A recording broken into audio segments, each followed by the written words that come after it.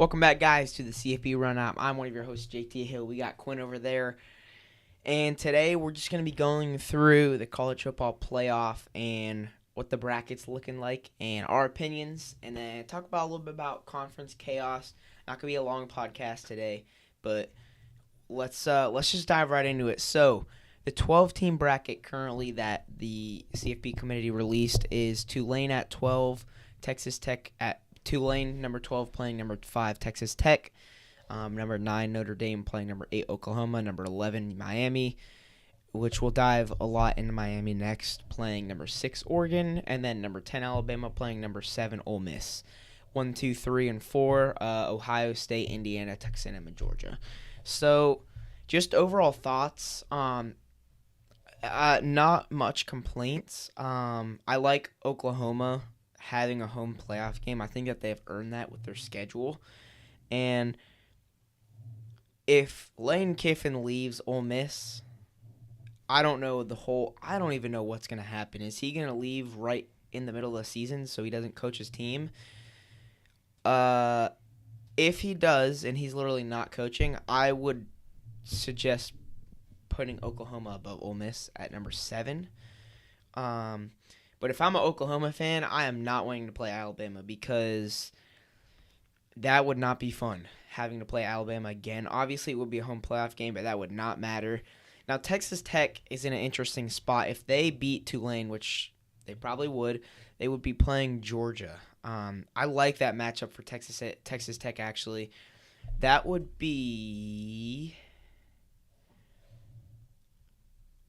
in the Orange Bowl in Miami. So a lot of Georgia fans will be there. Not a lot of Tech. There will be some Texas Tech fans, but overall, Texas Tech, I just really like this team in the playoffs, and I think that they could go very far.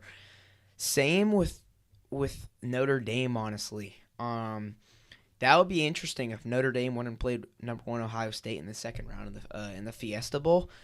Could we see another scenario of last year where Ohio State was the 8 seed and then they played the number 1 team, Oregon, and got absolutely smothered?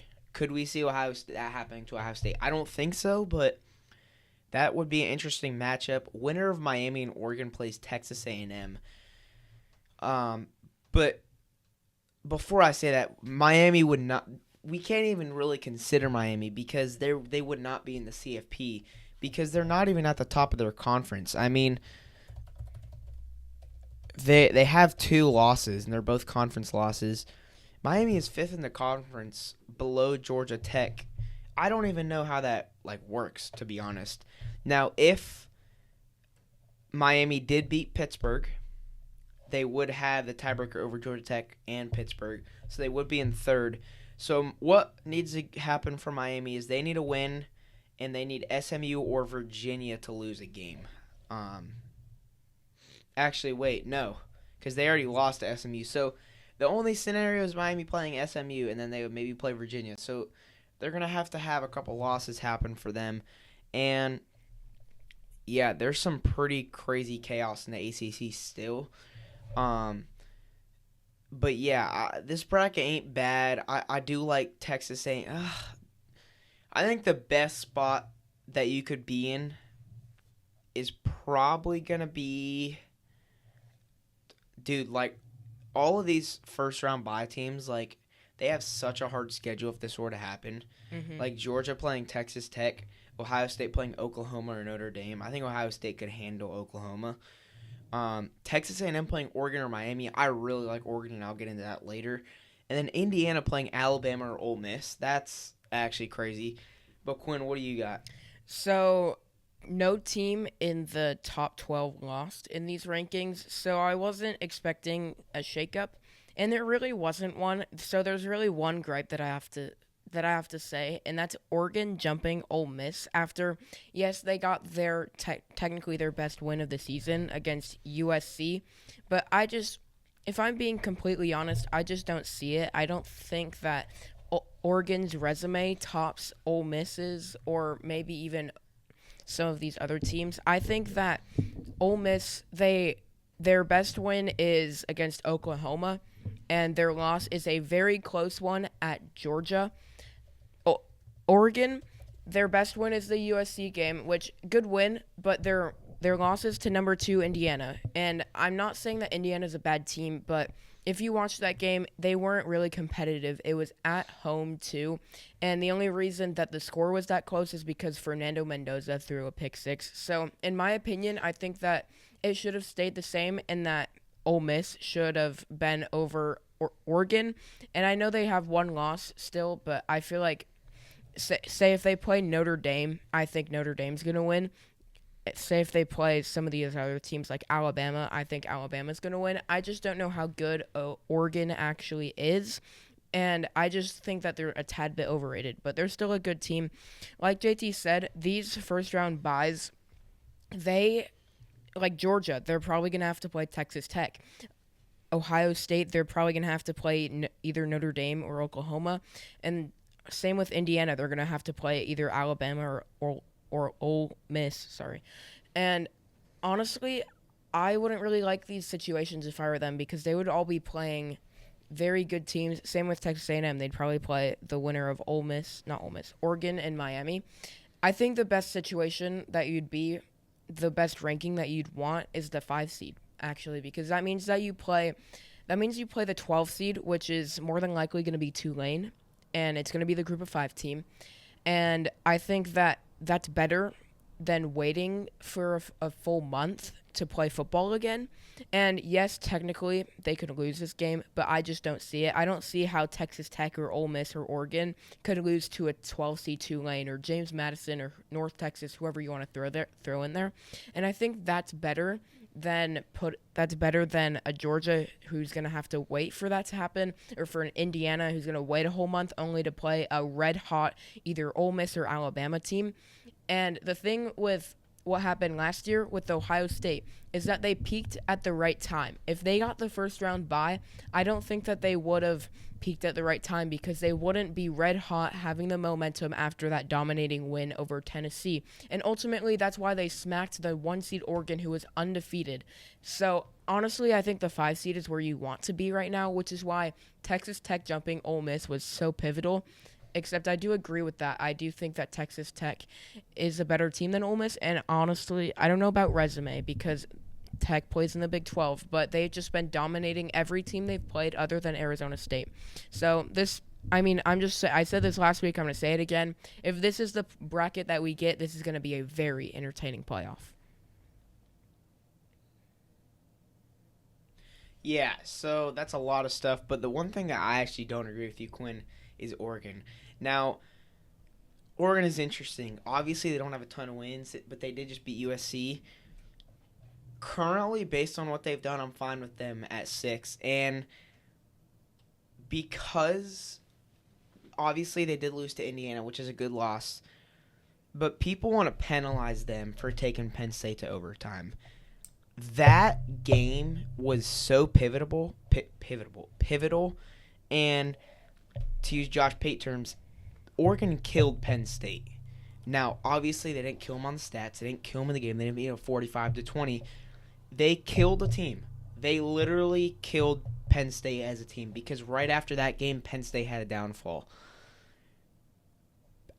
Penn State was a legit team in that game, and people like to criticize Oregon for what happened after the Penn State game to Penn State, but no, Oregon did what's very hard, and they killed a football team.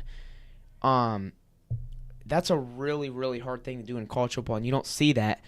But I like Oregon at 6. I think they deserve to be over Ole Miss, especially with – are you really going to pick an Ole Miss team to win after their coach just left?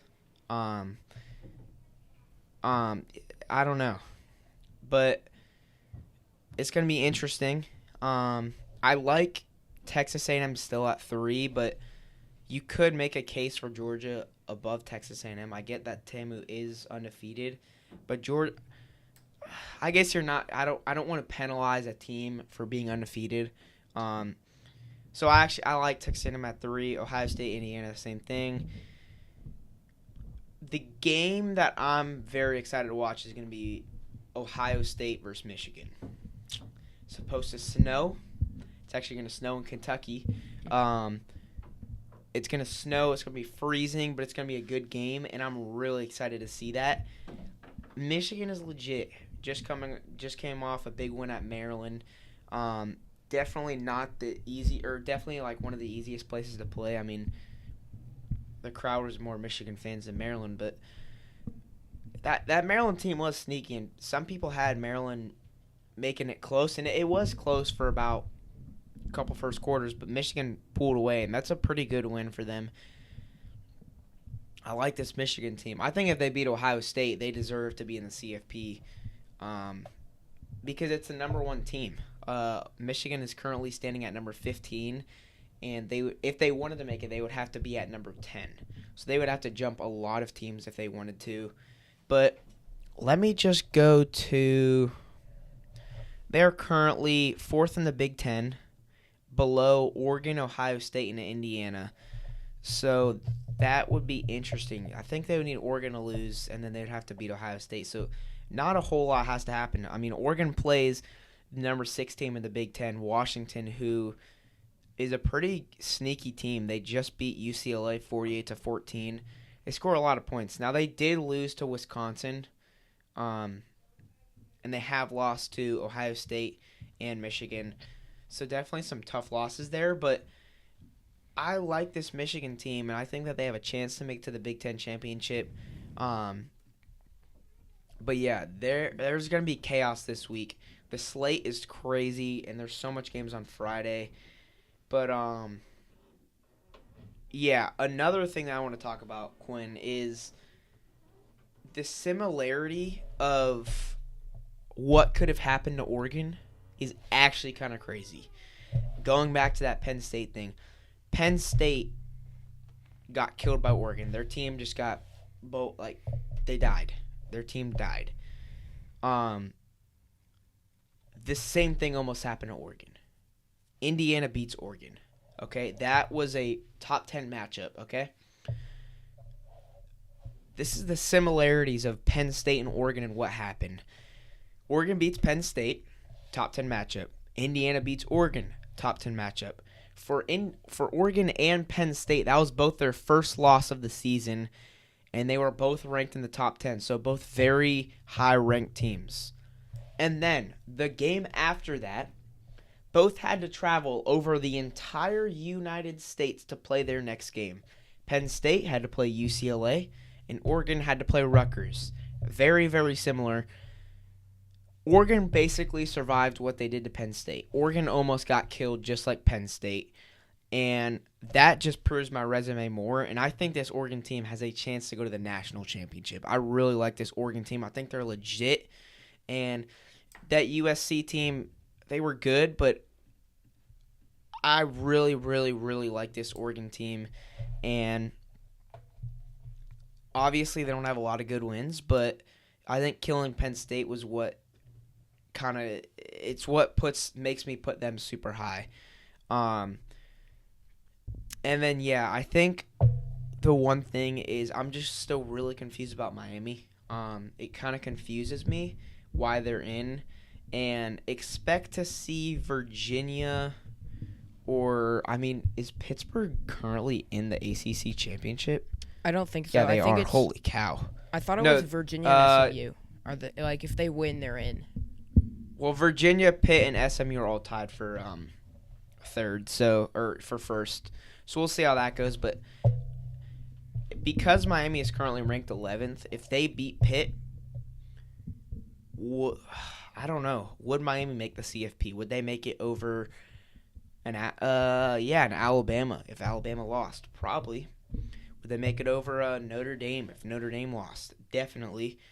Would they make it over an Ole Miss if they lost? Would Miami make it over Ole Miss if Ole Miss lost, Miami won, and Lane Kiffin left? Not even if Lane Kiffin left. There's a chance. But, yeah, that's my thoughts on the CFP. Quinn, what do you got? So I'm going to have to slightly disagree on what you said about Oregon. So I understand what you mean. They killed Penn State, which I agree with you. I do think that if Penn State beats Oregon, they do not lose to UCLA and Northwestern. However, I do think... No, I think they would... I think it'd still be good. Yeah, I know. But I do think that they would lose to Ohio State and Indiana and maybe Iowa because, yes, Oregon killed them and then they took some very embarrassing losses. But I just don't think that that team as a whole was able to compete with Ohio State. And yes, that Indiana game was close. I just still don't think that they win that. And for Oregon, I just don't think that their resume stacks up with some other teams, and just they play a lot of teams close. Like that Wisconsin game, yeah, it was raining, but they played them close. Some of these other games, like the Iowa game, that was close too. And just if you look at a team like Notre Dame, they took 2 losses to start the season, but they've absolutely obliterated every team that they've played. And something like Texas Tech, they have obliterated every team that they've played other than ASU. And I think that Oregon, they're still a good team. I just don't know if they're deserving of the number 6 ranking. However, they are very injury depleted. Evan Stewart has been out for the entire year. Who knows when he'll be back? I think he should be back soon. That's what they've been saying. Kenyon Sadiq has been out of the lineup. He just got back last week against USC. They've had some injuries to running backs. DeCorian Moore has been in and out of the lineup, not to mention some stuff on their defense. I think that most of them should be healthy come playoff time. So just don't write this Oregon team off. I'm saying that they're not as good as they seem right now, but maybe when they get these pieces back that they will be what we think they are and that they could make a run in the playoff. And right now, I would say the national title contender is Ohio State.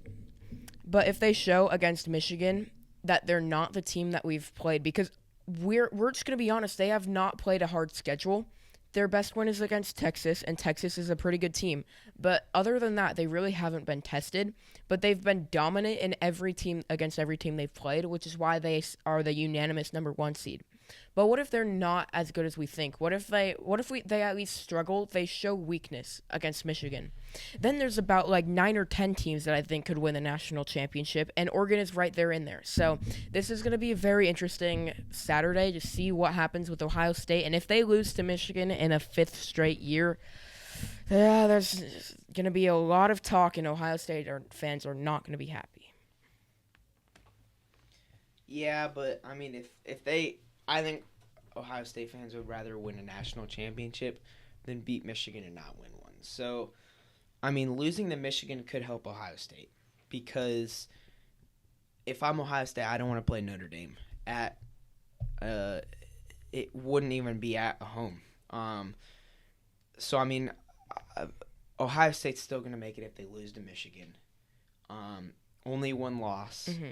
If you only have 1 loss, you're pretty much guaranteed to get in. I don't know. It's going to be interesting, but we'll see. My sister is yelling at me from upstairs, so I'm going to have to go. Okay. But, yeah, this CFP is going to be very interesting, and I'm actually, I feel like this weekend might be the craziest one, rivalry weekend. Yeah, I think so too. But, yeah, so that's going to be it for today. This one's a short one, but we're going to be making probably a couple more on our other channel, and then probably another one after rivalry weekend, maybe on Saturday or Sunday. But, yeah, I'm JT. That's Quinn checking out. Hopefully y'all have a good Thanksgiving. Peace out.